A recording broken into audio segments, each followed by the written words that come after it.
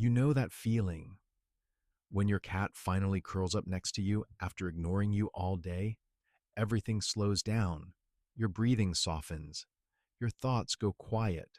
For a moment, you're not managing anything. You're just calm. If you recognize that feeling, this says more about you than you think. Let me ask you something.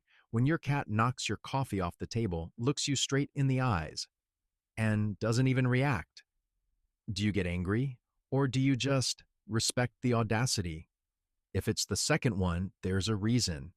And it's not really about personality. It's about your nervous system. Some people regulate through activity. They need movement, interaction, constant feedback. That's why dogs feel natural to them. They initiate, respond, keep energy going, but other people are wired differently. They regulate through stillness, through predictability, through the absence of pressure, and that's exactly what cats provide. A cat doesn't demand your attention. It doesn't pull you into interaction. It just exists nearby and lets you meet it there. No pressure, no performance, no expectations. For someone who spends most of the day self monitoring, this is everything. So, when someone says dogs are too much, they're describing overstimulation. And when they say cats are calming, they're describing regulation. Cat people aren't choosing distance, they're choosing a space where their body can finally relax. And that's why the connection feels so strong, because it's not just comfort, it feels safe in a way human relationships often don't. Think about it. With people, there's always something expected. Reply faster, be more expressive, explain how you feel, match the other person's energy. Even affection can feel like pressure. And for sensitive or observant people, this constant adjustment gets exhausting fast. Cats don't work like that. They don't assume access to you. Their affection is optional. If they sit next to you, they don't expect conversation. If they leave, they don't need explanation. It's simple. Connection without pressure. That's why people who love cats aren't avoiding closeness. They're avoiding pressure. They want connection that happens naturally, without urgency.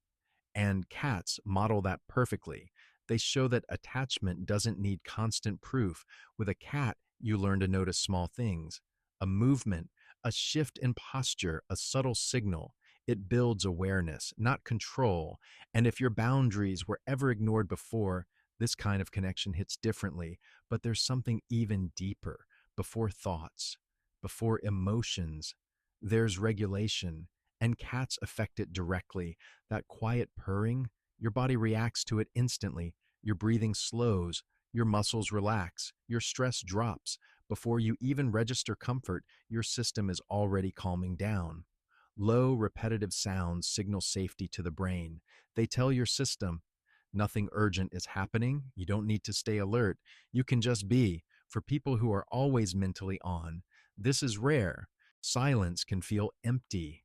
Noise can feel overwhelming, but a purr sits perfectly in between. It fills the space without taking control of it. That's why the feeling is hard to explain. It's not excitement, it's grounding. Like your inner state finally matches the moment. And your body remembers that. It learns what brings it back into balance. And naturally, attachment forms. There's also that idea that cat people are more intellectual. And there's some truth to it. People who prefer cats often score higher in openness and thinking patterns. But it's not because of cats, it's because of personality. More introverted people spend more time in their inner world, thinking, reflecting, analyzing, sometimes overthinking things that didn't even happen yet, while a cat sits directly on the keyboard.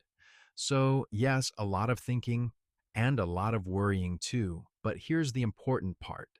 Deep thinking needs quiet, long, uninterrupted focus. Cats don't interrupt that. They don't demand attention. They coexist with it. Their presence fills space without breaking your concentration. That's why so many creative and analytical people gravitate toward them. Not because cats make them smarter, but because they protect the environment where thinking can actually happen. In a world full of constant stimulation, quiet is often misunderstood. People call it loneliness, but for some people, quiet is where clarity appears, and cats naturally fit into that space. There's also a biological layer. Your brain is wired to respond to certain features: big eyes, soft shapes, gentle movements. This triggers a caregiving response automatically. Cats match this pattern surprisingly well. So when a cat looks at you, your brain doesn't just see an animal, it sees something to protect. And for many people, this creates a very specific kind of connection. Care flows outward, without emotional pressure coming back. The cat doesn't expect you to perform. It doesn't monitor your mood.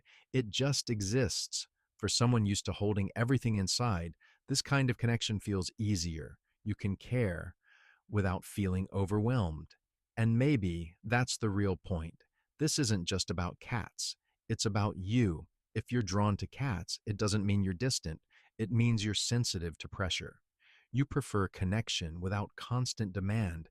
Cats don't test you, they don't expect anything from you, they simply stay nearby. And for some people, that's exactly what allows them to feel calm again.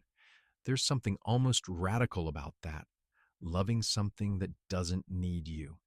In a world where everything is about being needed, being wanted, being essential, this is different. It's not dependency, it's choice. So the next time your cat ignores you all day and then suddenly wants your full attention, remember this: you didn't just choose your cat.